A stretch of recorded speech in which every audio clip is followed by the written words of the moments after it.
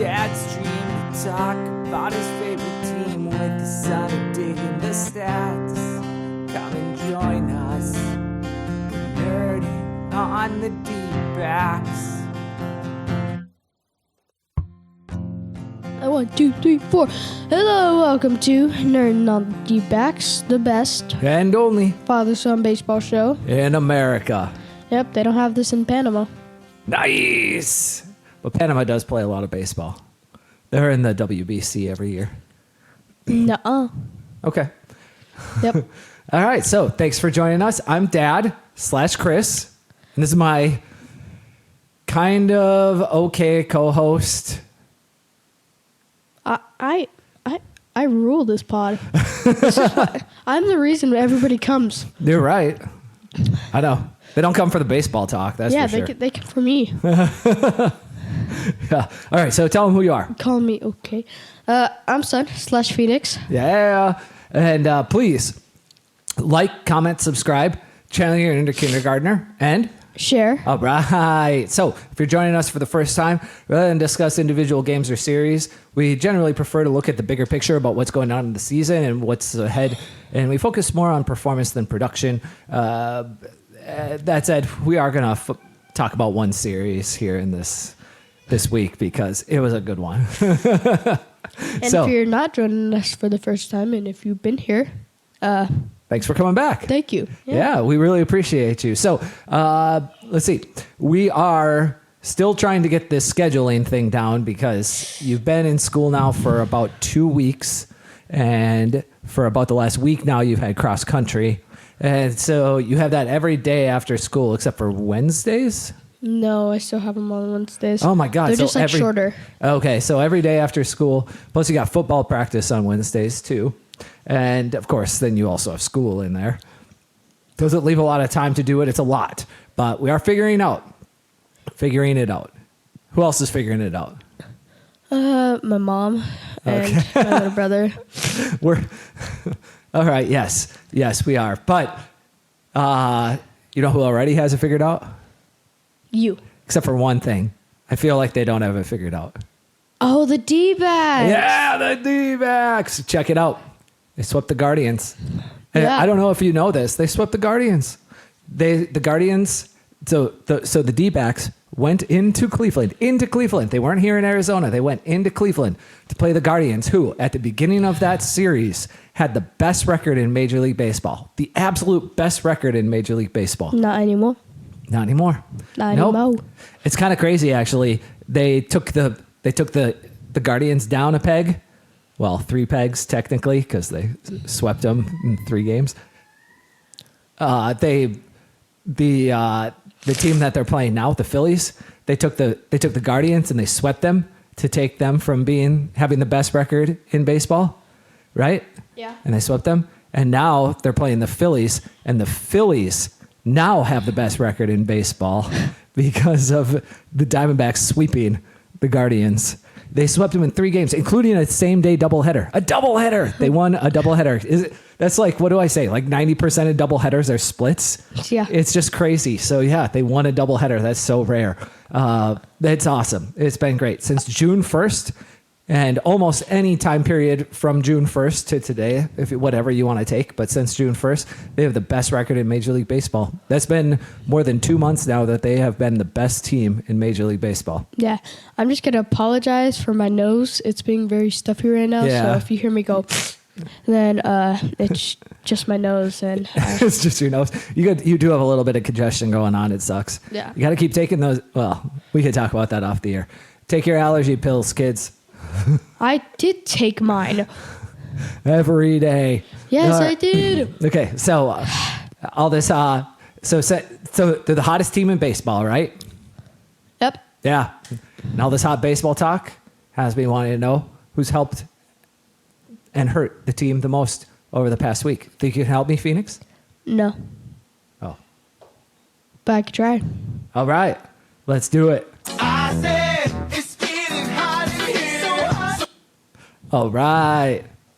Yeah, so who have been the hottest players for the D-backs over the past week? Well, the really hot players I'm going to start with the starting pitchers, always. For the starting pitcher, I put Zach Gallen up there. He has 13 innings pitched, 6 runs, all earned, 10 strikeouts, 3 walks, and his WPA is negative 0.12. Yeah, and WPA is a tough one for a pitcher. It's like when we talked about that Ryan Nelson start a couple of weeks ago when he went like 7 shutout innings and he only got plus 0.12 because the D-backs scored 17 runs. him throwing a shutout didn't matter much, and that was kind of the flip side. The D-backs just couldn't score runs for Gallen, and so he ended up with a negative WPA as a result. Yep. So yeah, but he's been pitching, he's been up and down all season. He's not been as dominant, still very good. I would still say, like when we go to play our first game in the playoffs, Zach Gallen is going to be the starting pitcher, and I want him to be. There's an argument. I think you could make an argument that if the playoffs started today, you might want Ryan Nelson being your game 1 starter, but I don't think that's possibly going to happen.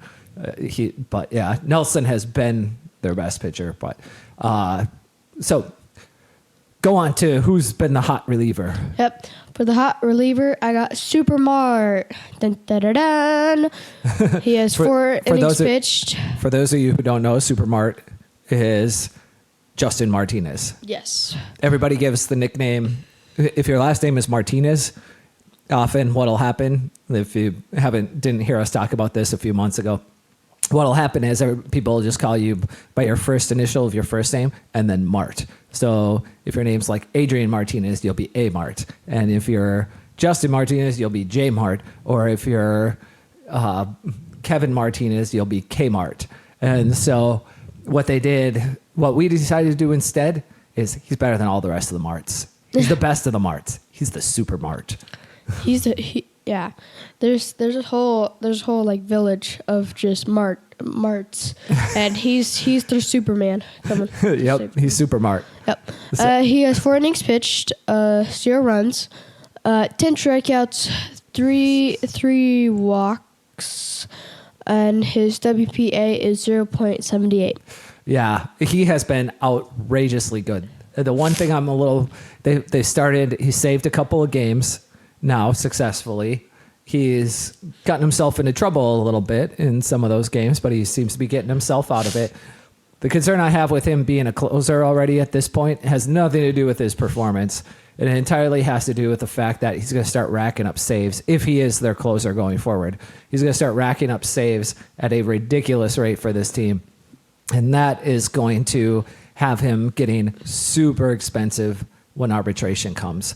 A lot of this is going to not be focusing so much on Supermart, but it's going to come back around to him. And that is a lot of teams, when they have really, really dominant relievers, a lot of teams in general, they will usually put their second or third best relief pitcher in the closer role, because your closer role is not always the highest leverage role. A lot of times the highest leverage role comes in the 7th or 8th inning when you have the 2, 3, and 4 batters coming to the plate for a team or something like that. And you need your best pitcher to face those guys, because that's probably going to be the last time, if everything goes well, that's going to be the highest leverage part of the game, is going to be facing that 2, 3, and 4 batter in the 7th inning. Yeah. So for the hot hitters, I put for number 1 is Jake McCarthy. His OPS is 1.123 or 132.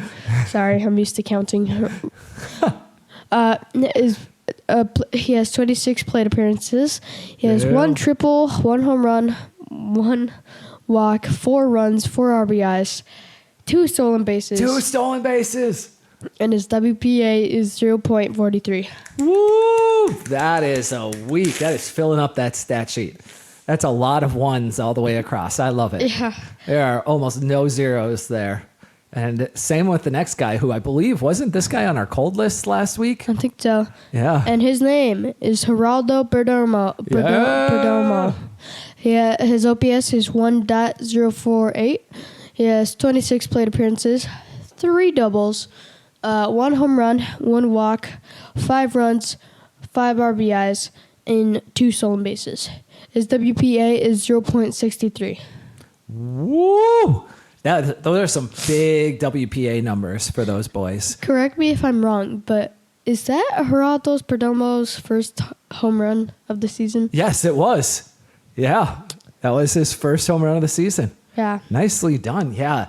Yeah. And I mean, Jake hasn't hit a whole lot either. I think that's like only his 4th home run of the season, McCarthy's. He's just, power is not his game, really. Yeah. He is a lot of singles and doubles, not a lot of hard hit. He doesn't have a lot of hard hit balls in general. Yeah. And neither does Perdomo. They're both kind of similar hitters, and that I wonder if there's something, stylistically about the pitchers that they faced that these 2 pitchers specifically did so well against them, or these 2 hitters, because it's pretty incredible the year that McCarthy is having. Obviously, I think he's got he's up to like a 135-ish OPS plus on the season. That's absolutely insane. Yeah. So it's time for the who's a ice hitter baby pitcher hitter. Ice baby. So for the starting pitcher, it is the one and only Jordan Montgomery. He has 8.2 innings pitched, 5 runs all earned, 7 strikeouts, 5 walks, 1 home run, and his WPA is 0.13. Yeah, so he got smashed in one game, and the D-backs still won it. And then in the other game, this doesn't include last night's game, or not last night's game. I don't believe this includes either of the. Does this include the Phillies game the other night? Do you Yesterday? remember? Yeah, no, 2 nights ago. Yeah, it should. Okay, I did it from. Oh yeah, you're right. Yeah, D-backs. So yeah, and then he had the rain out game that he pitched. So he had a rough game against the Phillies, and then he had the rain out game where he threw, I think, 3 innings or so, which is why his WPA is in the positive, because he threw 3 innings or so, and he left with the lead. But it was a rain, it was a rain delay, so he didn't pitch anything more. It would have been interesting to see if he continued to throw out there, how he would have done. But in general, I mean, Monty has been a season-long ice pitcher for this team. He's shown up on this list, it seems. I mean, definitely more than any other starting pitcher, right? Yeah. It's not even close. He's been rough. We're going to talk a little bit more about him. Yeah. For the ice relief pitcher, we have Slade Ciccone. Yeah. He has a 5.1 innings pitched, 5 runs all earned, 5 strikeouts, 1 walk, 2 home runs, and his WPA is negative 0.31. Yeah, Slade got left out there for some extended relief appearances. He pitched 2.1 innings in one game and 3 innings in the next. He gave up basically a running inning in each appearance. And then the D-backs sent him back down to Reno here afterwards. I think Slade is best used as just a 1-inning reliever going forward. And so I don't feel like them using him in long relief was the best role for him. So Yeah. hopefully when they bring him up next time, they treat him as just a 1-inning guy. So for the ice hitter, because we only have one ice hitter, That's because we were gonna put Eugenio Suarez on here, but his OPS is .803, so that's pretty good. Yeah, it's So like we don't need to it's like an mention. OPS plus of like Yeah. 120 on the season. Yeah. So that's not cold. But our ice hitter is LGJ, or as some people call him, Lourdes Gurriel Jr. His OPS is .526. He has 28 plate appearances, 1 double. Yeah. Woo.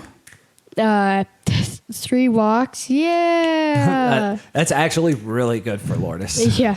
He has one run and 1 stolen base. Yeah. His WPA, Not even any RBI in there. His WPA is 400. Oh, sorry. I read that wrong. His WPA is negative 0.15. Yeah. So, yeah, poor Lourdes. Slade, I think I made the comment, but Slade got sent down after his last game. And so he's not, we may not see Slade Ciccone again this season. I doubt it. We almost certainly will. We'll probably see him again, but it's possible he may not come up and pitch for the D-backs again. I know I made a prediction earlier that he'll be on the playoff roster, but that was before they added 2 relief pitchers, and I'm not so sure that's going to be the case anymore. You gotta have Monty there in the bullpen, and so it's gonna be interesting. So yeah, that's it. Thank you, Phoenix. Hey, you cold guys. Well, I guess mainly Lourdes, because Slade's not around and Monty's going to the pen. So Lourdes, pull it, pick it up, buddy. Pick it up. You got this.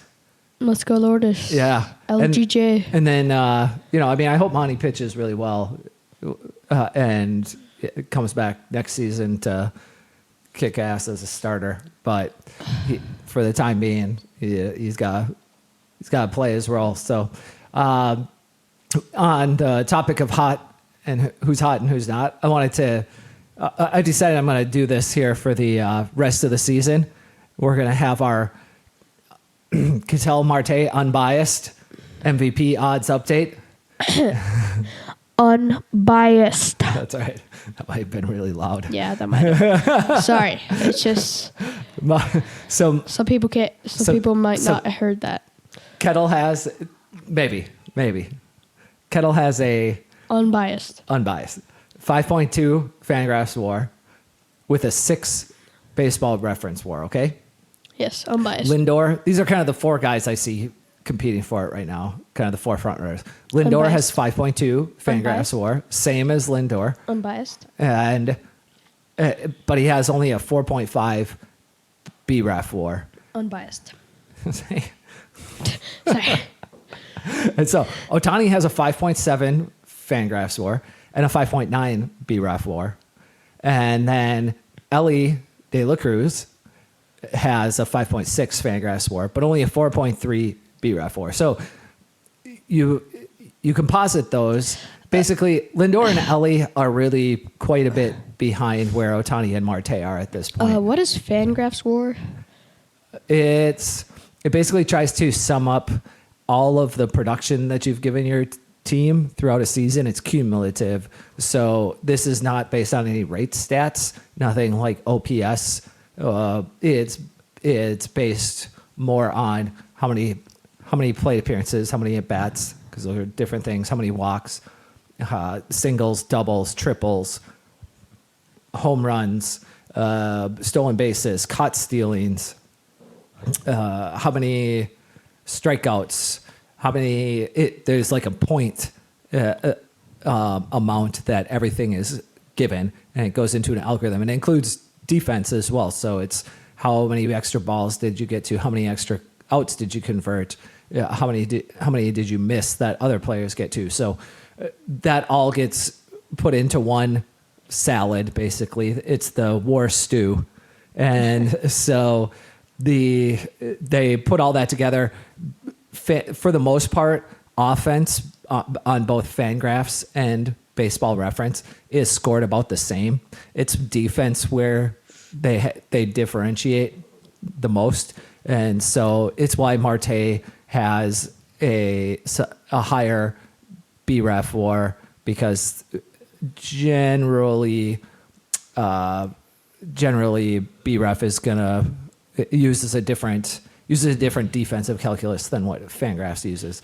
And so if I call it composite WAR. So if you take composite WAR, obviously Lindor and Ellie are both under 5 when you take their composite WAR. When you add up their BRAF WAR, Fangraphs WAR, and divide it by 2, they're both under 5. But Marte has a 5.6 composite WAR, whereas Ohtani has a 5.8 composite WAR.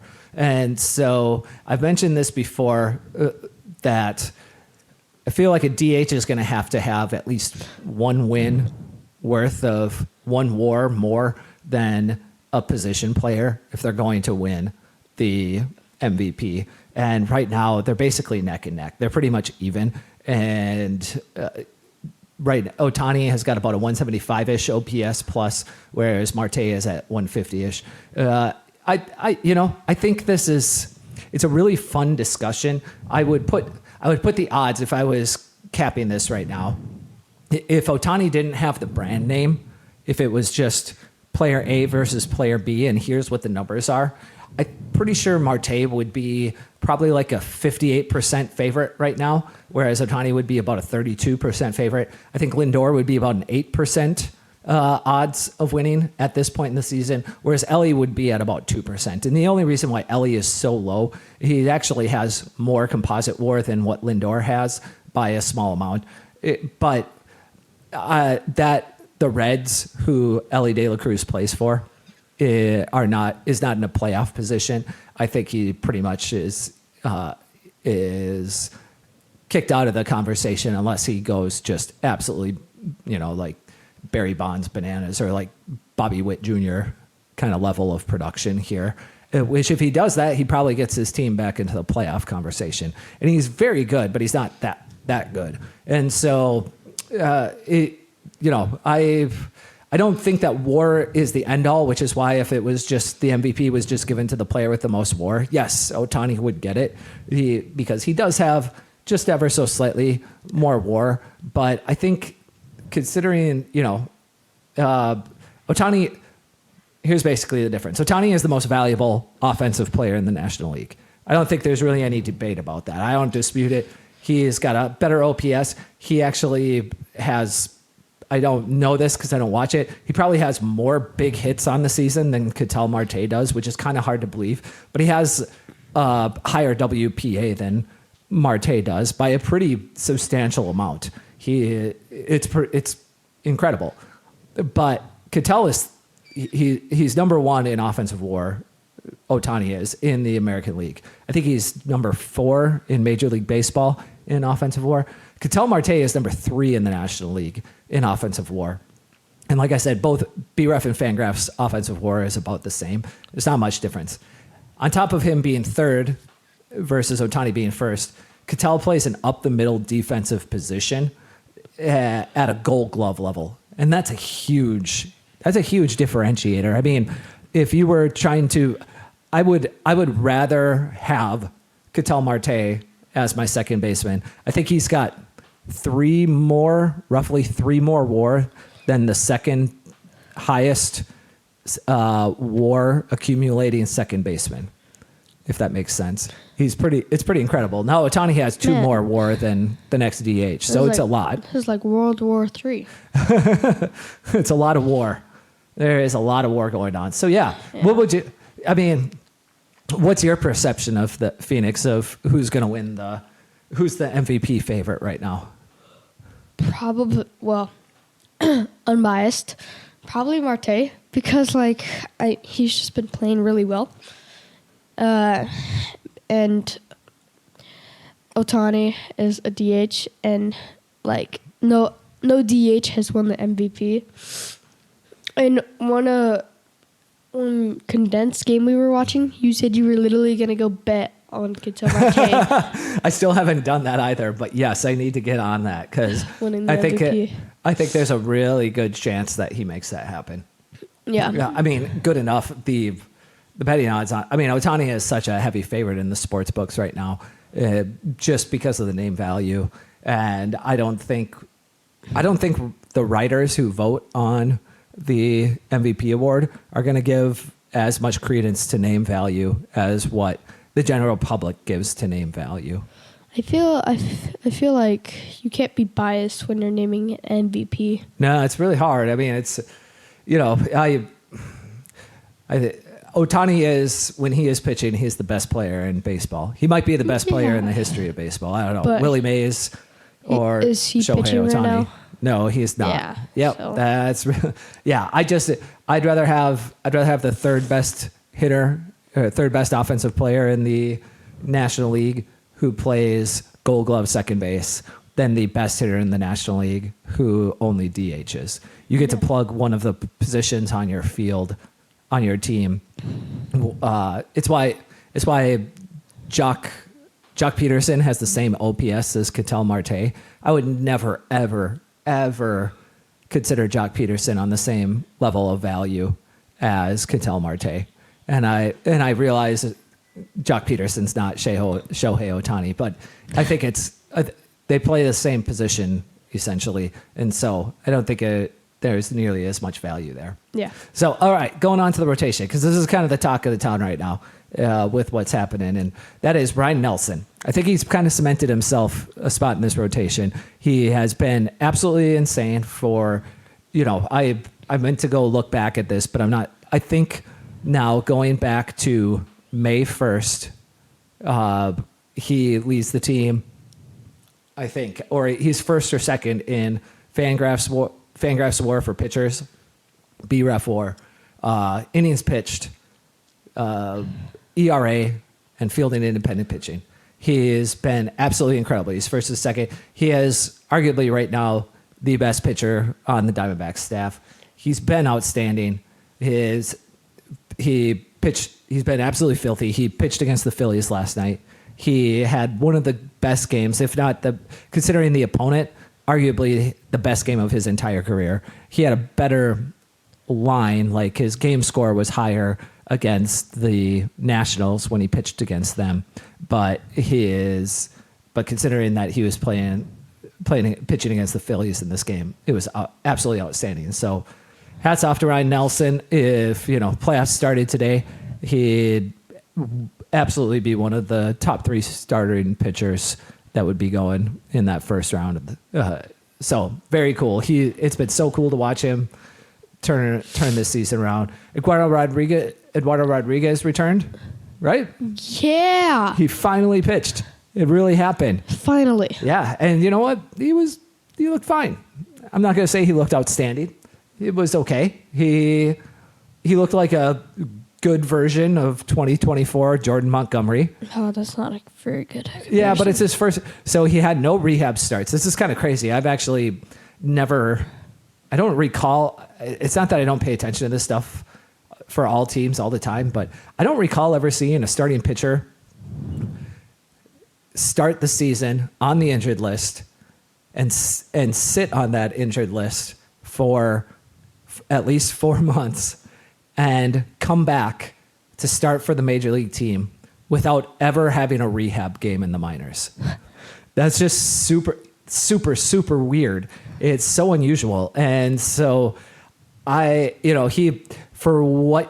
was kind of what you'd expect. He didn't have a lot of strikeouts. He had too many walks, but he pretty much limited the damage that the hits and walks. He did a good job of spreading them out so that they didn't really hurt him too much. He does need to be better in the future. I think he'll be better in the future. But if this was the performance that Jordan Montgomery gave us, for example, what Eduardo Rodriguez gave us in his first game back, I would take that from Montgomery as an improvement over what he's been. Whereas Erod did it in his essentially his first start in professional baseball all year long. It's just crazy. Without a rehab start is really, really strange. It is so strange. I mean, I play fantasy baseball and I have a bunch of guys that I drafted who started this season injured, a bunch of pitchers because I expect them to come back at some point during the season, including Eduardo Rodriguez.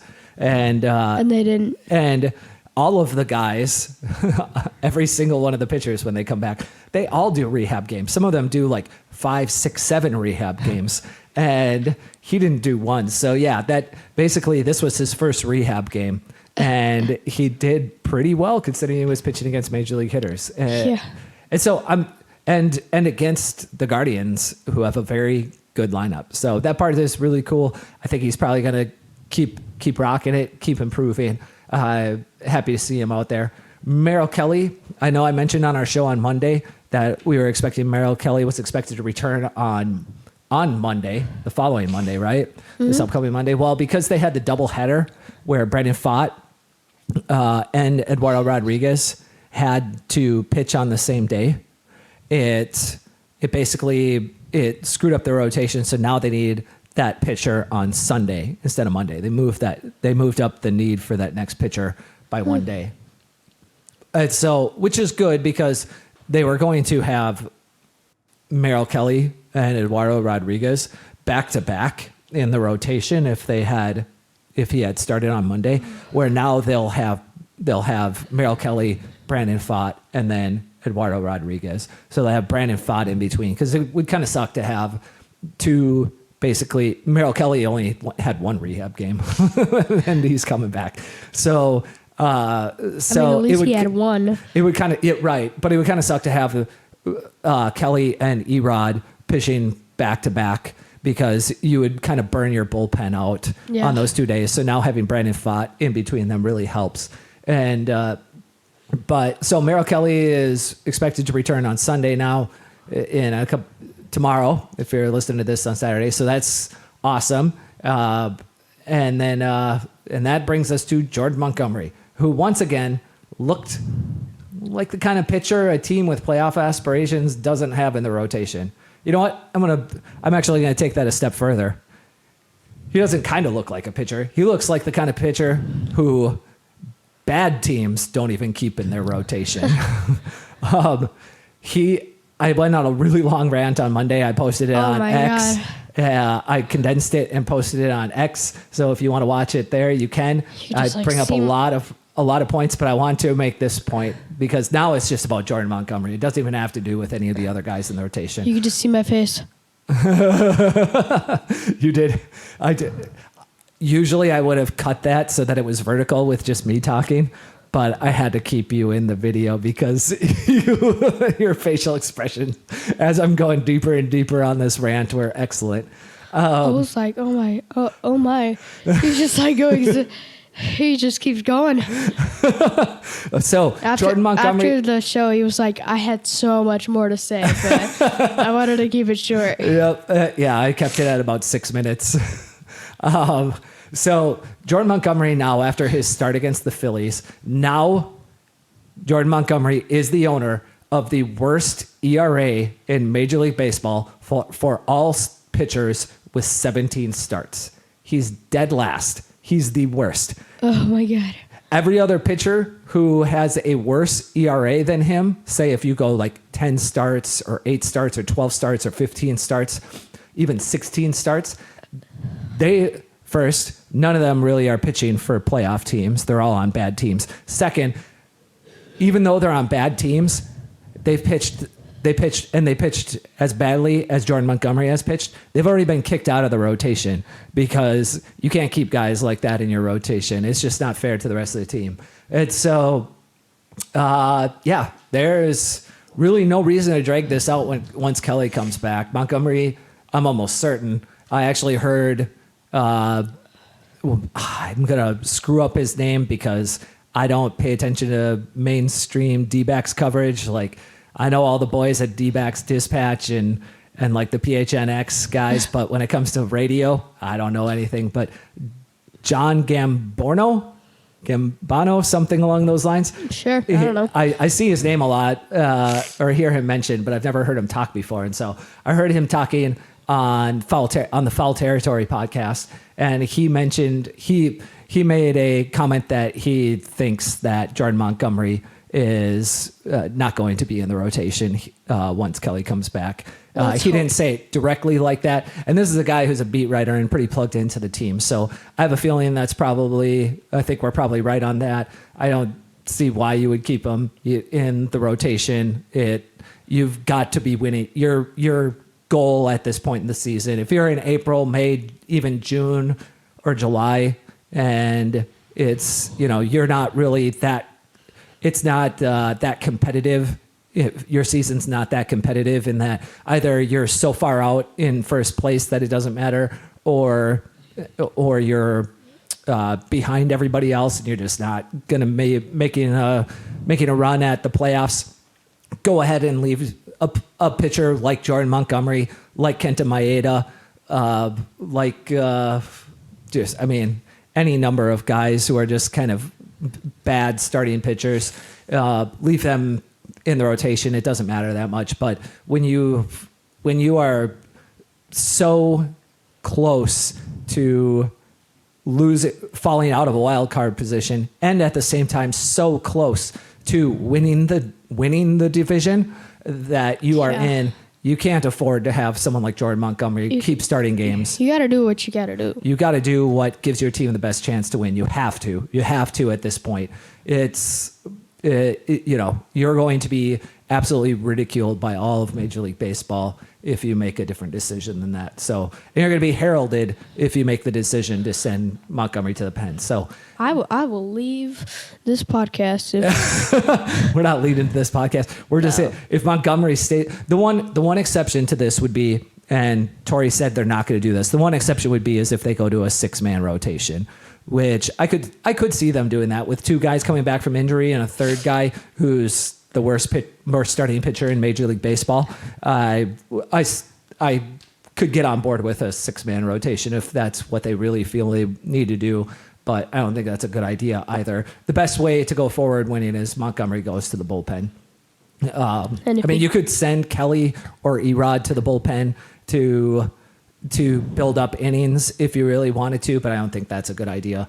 So it seems obvious Montgomery is the odd man out here.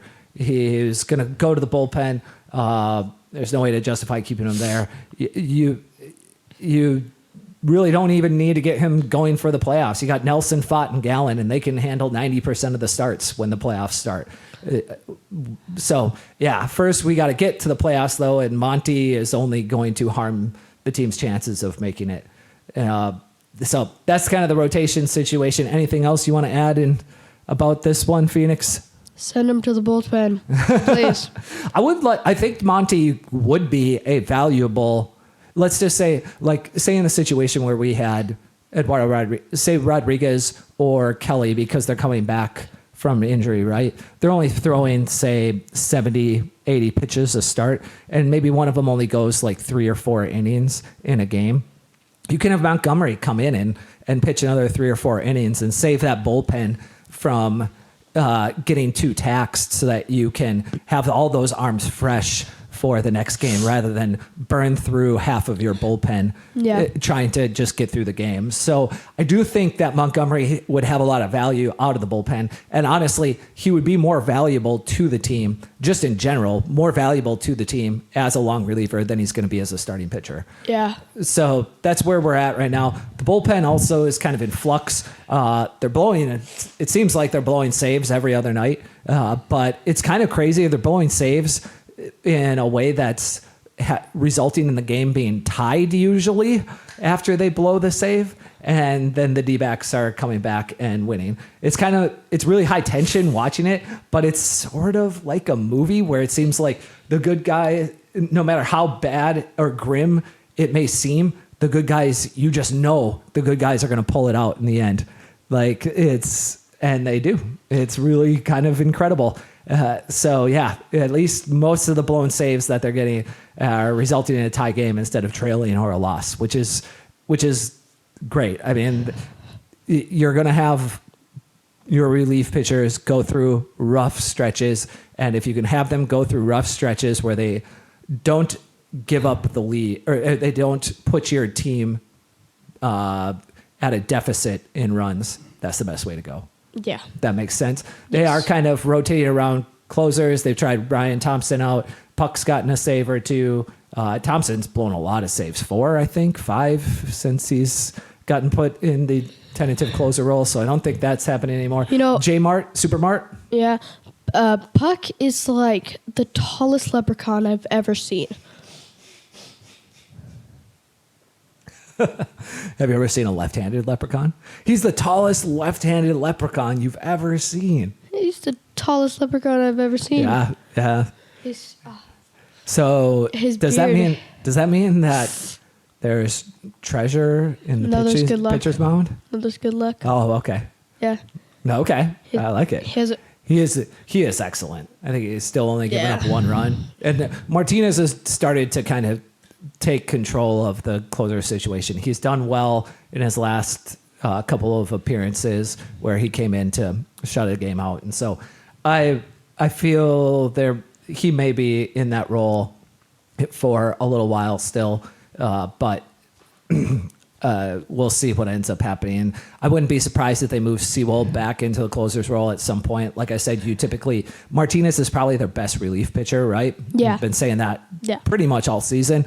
I want to say from like April 19th, I think I made the proclamation that Justin Martinez is the best relief pitcher the D-backs have, and that pretty much hasn't changed. Called it. And so I think what's probably going to happen is Martinez and Puck are going to end up, by the time the season's over, they'll move Seawold back into the closer role. They'll have Puck and Martinez as the setup men because, like I said, if you got like the 1, 2, and 3 hitters coming up, and 2 of them are left-handed, and it's the 7th inning, you want Puck coming in to face those guys.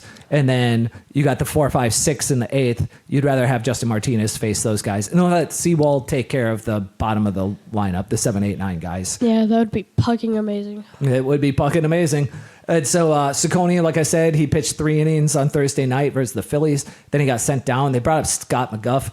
I wouldn't be surprised if Scott McGough does not pitch at all. He didn't pitch last night. He's probably not going to pitch tonight unless it's a blowout one way or another. They pretty much just brought him up because Ciccone had burned his arm out, and no matter what, whoever it was, Slade, McGough, or any other pitcher that was in that spot, they're going to get sent down on Sunday when they call up Merrill Kelly to be the 5th starter. So it really didn't matter. McGough's pretty much there because they need a warm body.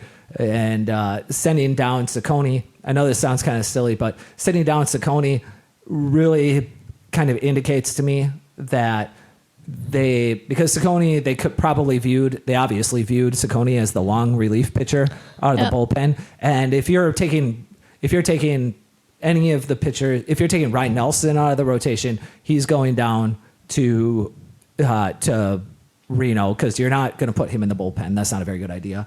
You need him you might need him later in the season to be a starting pitcher again, and you can't have him bouncing back and forth between the bullpen and the rotation. So, and then if it's any of the other guys, you're not sending Fott or Gallen to the bullpen. They've been too good. You could send Kelly or Erod to the bullpen. I could see them doing that, but it seems obvious that Montgomery is the guy who goes. And so, since they sent down Ciccone, who is their long reliever already, it makes me believe that they're planning on sending Montgomery to the bullpen here.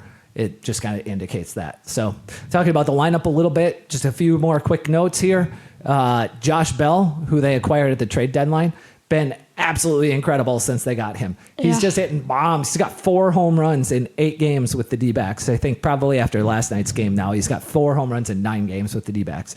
He had an awesome, I think it was a first to third he was running, and he had this, if you guys saw it, just this, first, Josh Bell's a big dude. He's 6'4", 240, 250. He's a big dude. Let's go with 250. Okay, 250. He's 6'4", 250. Big guy. He was sliding in the third, and he made just this tremendous, woo, to get around the tag. And he was safe at third. It was so awesome. It was such a cool move. I don't know what a woo is. They call it a swim move to avoid the tag. It's where you do I wanted to do with my left arm, though, so that it can show up on screen. The swim move. Yeah, the swim move. Woo, gets around him. Just go watch it. Yeah, just go watch it. It's pretty cool to watch. And then the weird thing about Josh Bell, even though he's crushing the baseball, he's getting replaced by Kevin Newman in the 9th inning on defense. Like 2 or 3 games, they've swapped out Josh Bell to put Kevin Newman at first base, which is kind of surprising. Like Josh Bell is not a very good defensive first baseman. I get that part, but Kevin Newman only has 72 innings of first base in his career, and so he doesn't have a whole lot of experience over there. I don't know if that's a real great idea. It definitely says a lot that Josh Bell almost certainly is not going to be in the lineup ever as a first baseman when Christian Walker comes back. Oh my God! He's probably going to be relegated to to a DH position at that point.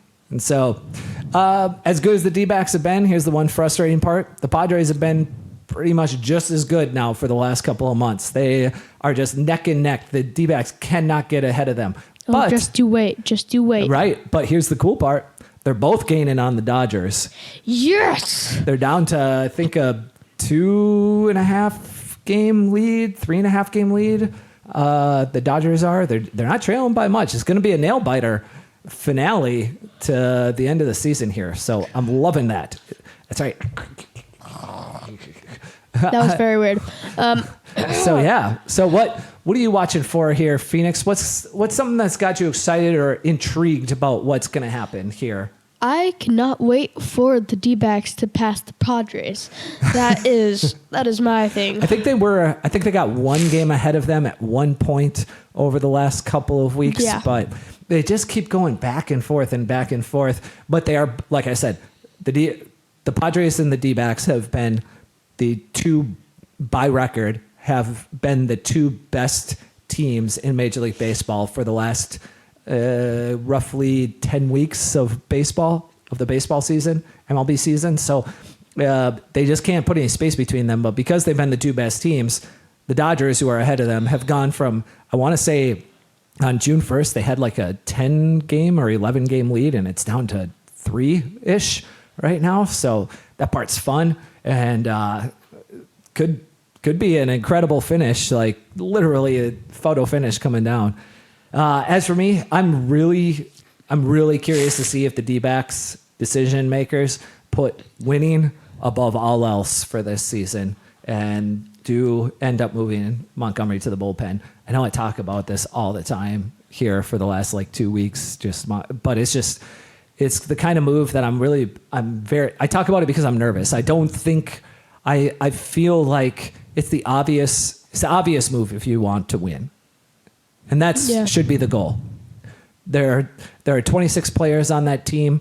Only one of them is negatively affected by sending that one player to the bullpen. And the other 25 guys on the team who have been working as hard as they have ever worked in their life and are playing the best baseball they have ever played collectively have put them in the position that they are right now. And to have one man make a decision to keep one man in a role that is detrimental to the team's chances to win is so, I guess, disrespectful to the other 25 guys on that team. So I hope the right decision is made. I'm very curious if they play politics, and continue to punt every game Monty starts, or if they put winning above everything else and just tell Monty, hey, we'll get you back in the rotation next year. So that's really it. That's what I want to see. Thanks for hanging out with us all the way through. Please like, comment, subscribe, and of course, channel your inner kindergartner. And share. That's right. We've been nerding on the D-backs. I'm Dad/Chris. I'm Son/Phoenix. And the little man you're about to hear is other son. Hold on. I have an announcement. If we get to 1,000 subscribers, I'll dye my hair purple. Woo! Yep, you heard it here. On YouTube? Or like YouTube and TikTok combined? YouTube, TikTok, Spotify? Just YouTube. Okay, just YouTube. We got a long way to go, but let's make it happen, people. Yep. Spread it out. Let's see that purple hair. Okay, Purple? how about 500 subscribers? Okay. How about that? Yeah. Okay. Yeah. All right. Well, with that, Yep. take it away, Limerick. Woo! Yearning!